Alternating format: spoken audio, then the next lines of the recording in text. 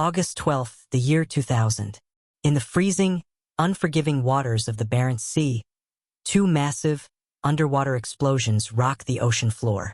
Russia's pride, the unsinkable Oscar II-class nuclear submarine, K-141 Kursk, is mortally wounded.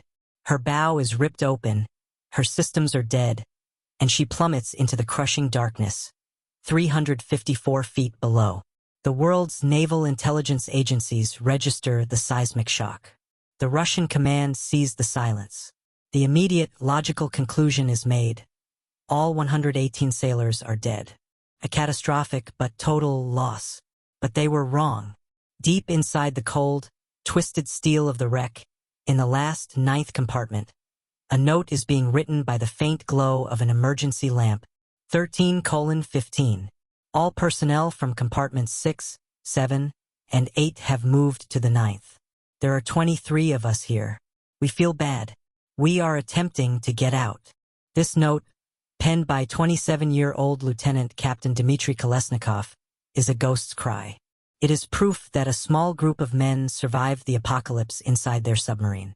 They were trapped. They were running out of air. And they were waiting for a rescue from their own country. But on the surface, a story of denial, crippling pride, and a shocking refusal of international help was unfolding. This isn't just the story of a maritime disaster. It's the story of why a rescue was deliberately and fatally delayed. So what really happened inside that steel coffin during those agonizing days? And the most haunting question of all, why did Russia let its own heroes die? To uncover this national shame, we must first understand the events that led to that fateful moment. And as we begin this deep dive, if you are fascinated by these untold historical mysteries and government cover-ups, make sure you subscribe to the channel and hit the notification bell. You won't want to miss our next investigation. Our story has two main characters, moving on an unavoidable collision course with destiny. The first is the magnificent K-141 Kursk. She was more than just a submarine. She was a statement. Launched in the twilight of the Cold War, she represented Russia's refusal to give up its superpower status. As long as two jumbo jets, her advanced double-hull design made her exceptionally resilient to attack. She was a silent, deep-diving predator, an aircraft carrier killer armed with 24 massive Granite cruise missiles, each one capable of carrying a city-destroying nuclear warhead. On board were 118 of the Northern Fleet's best and brightest, under the command of a highly respected veteran, Captain Gennady Lyakin. This exercise was supposed to be their moment of glory, a signal to the world that the Russian Navy was still a force to be reckoned with. But the second character in our tragedy was far smaller, yet infinitely more sinister. It was a single 65-76A practice torpedo, a 24-foot-long cylinder nicknamed Fat Girl or Kit, and its heart was rotten. Unlike modern, safer torpedoes, this one was powered by a highly volatile and unstable propellant, high-test peroxide, or HTP. HTP is a clear, innocent-looking liquid, but it is a chemical demon. When it touches certain metals like copper or brass, common materials in a torpedo's casing, it decomposes with explosive force. In an instant, it expands to 5,000 times its original volume, creating superheated steam and pure, highly flammable oxygen. The British Royal Navy had learned this the hard way, abandoning HTP fuel decades earlier after the HMS Sidon disaster, which killed 13 sailors. Most of the world's navies had followed suit. Yet, the post-Soviet Russian Navy, crippled by budget cuts and sitting on a stockpile of old weapons, continued to use them. This torpedo wasn't just a weapon. It was a ticking time bomb. And on the morning of August 12, 2000, this bomb was carefully loaded into torpedo tube number 4 of the Kursk. The stage was set. The Kursk was in its designated firing zone, preparing to launch the practice torpedo at its target, the battlecruiser Pyotr Veliky. The crew ran through the final checks. The order was given. At 11:28 a.m., local time, deep inside torpedo tube number 4, the bomb finally went off. A faulty weld, a tiny crack in the torpedo's casing, ruptured. High-test peroxide began to leak. It made contact with the torpedo's metal shell. The catastrophic chemical reaction began. In less than a second, it exploded. The force of this initial blast was equivalent to 100 to 250 kilograms of TNT. It ripped through the forward bulkhead like it was paper, instantly killing everyone in the first compartment and sending a violent, metallic shudder through the 20,000-ton submarine. Miles away, on the bridge of the Pyotr Veliky, a sonar operator recorded the event. He logged it as a hydroacoustic event, a dull thud. His captain, assuming it was part of the complex, multi-ship exercise, or perhaps a minor geological event, made a fateful decision. He noted it and then ignored it. No alarm was raised. The world remained oblivious. But below, on the Kursk, a hell's cape had been unleashed. The first explosion ignited a furious fire in the torpedo room.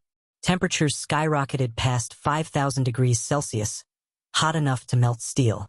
The bulkhead doors, designed to contain floods, began to buckle and warp. The submarine, its bow mangled, lost all control and began a slow, silent descent toward the ocean floor. For the men in the forward compartments, this was a race against time that they had already lost. And then, exactly 135 seconds later, the unthinkable happened.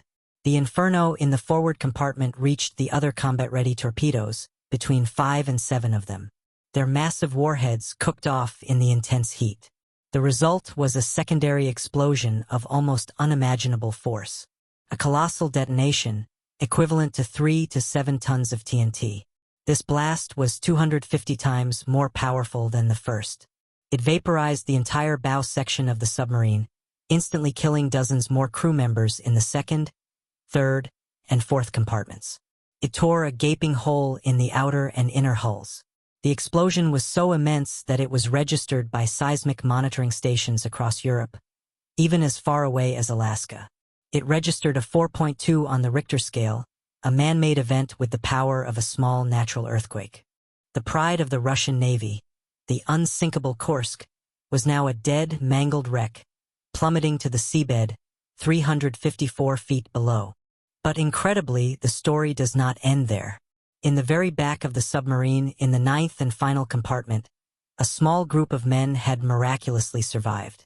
The aftmost compartments, protected by the nuclear reactor's heavily shielded section, had absorbed the devastating shockwave. Here, 23 sailors, led by the young 27-year-old Lieutenant Captain Dmitri Kolesnikov, found themselves alive. They were in a cold, dark, metal coffin. The main power was gone. The air was growing thin, and a slow, steady leak was allowing the frigid 4 degrees Celsius Arctic water to seep in, the water level rising inch by painful inch. But they were sailors trained for crisis. They had emergency oxygen regeneration cartridges. And above all, they had hope. They were certain their comrades in the Northern Fleet knew what had happened. They were sure that a rescue mission was already underway. They began to tap out SOS signals on the submarine's hull, a desperate Morse code please sent out into the silent dark. On the surface, however, there was only confusion, bureaucracy, and a crippling state of denial. The Russian Navy Command waited for the Kursk to make its scheduled check-in at 1 p.m. When it failed to do so, they waited longer. Hours crawled by. They convinced themselves the sub was merely having radio trouble or perhaps observing strict radio silence as part of the exercise. The idea that their flagship submarine, the jewel of the fleet, had simply vanished was too terrible, too embarrassing to contemplate. It wasn't until that evening, around 11:30 p.m., nearly 12 agonizing hours after the explosion, that an official search was finally declared. The next morning, they found the wreck. Russia's rescue efforts began. But they were a tragic, embarrassing fiasco. Their primary rescue vehicle, the S-34 mini-submarine, was an aging, unreliable piece of equipment. In the strong underwater currents and poor visibility of the Barents Sea, its pilots made attempt after desperate attempt to dock with the Kursk's aft escape hatch. Each time, the vehicle would slam against the hull or fail to create a proper seal. The batteries on the mini-sub drained with frustrating speed, forcing it to resurface for long, time-wasting recharging periods. For the men below, every failed attempt, every silent hour, was another nail in their coffin. During this agonizing wait, Dmitri Kolesnikov, by the faint, flickering glow of an emergency lamp, began to write. He documented their hopeless situation, calmly listing the names of the 23 survivors. It was a message in a bottle, a final testament to their existence. The world was now watching. The story had leaked. Britain, Norway, and the United States, all possessing highly advanced, proven deep-sea rescue systems, DSRVs, immediately offered assistance. Their offers were clear. We can be there in 24 to 48 hours. We can save your men. But Russia, crippled by a Cold War mentality of secrecy and a deep-seated toxic national pride, said no. President Vladimir Putin, who was on vacation at a Black Sea resort, remained silent for days. To the Kremlin, admitting they needed help from their former NATO adversaries was a national humiliation they were not willing to endure. They were determined to save their own men, even as the clock was ticking and the air was running out for the 23 survivors below. For 5 excruciating days, the Russian Navy tried and failed and lied to the families of the sailors, telling them that contact had been made and that the rescue was proceeding. Finally, on August 19th, under immense pressure from the sailors' desperate families and a horrified international community, the Kremlin relented. They accepted Norway's offer. The Norwegian ship, the Seaway Eagle, carrying a team of elite British and Norwegian divers, raced to the scene. What happened next was a swift and damning indictment of the entire Russian rescue effort.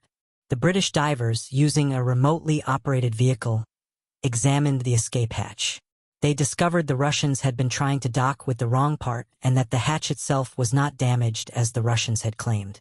On August 21st, 9 full days after the disaster, the divers attached their equipment. The same hatch that had defeated the Russian submersibles for days was opened by the Norwegian team in under 12 hours. But as the hatch swung open, there was no rush of escaping air, no sign of life, only a silent, black flood of water. The compartment was completely full. All 23 men were gone. Later, when the bodies were recovered, a second, more personal and heartbreaking note was found in the pocket of Dmitri Kolesnikov, written to his wife. He described their final, desperate hours. It's now believed the last of the survivors died from a flash fire, caused when an oxygen-generating cartridge accidentally fell into the oily, rising seawater, consuming what little breathable air they had left in a single, terrifying instant. So why did the rescue never come in time? It was a catastrophic trifecta of failure. First, the Russian Navy's shocking denial and disastrously slow response. Second, their reliance on obsolete and ineffective rescue technology they knew was not up to the task. And finally, and most tragically, a toxic culture of secrecy and national pride that led them to refuse life-saving help until it was far, far too late. The Kursk disaster was a moment of profound national shame for Russia.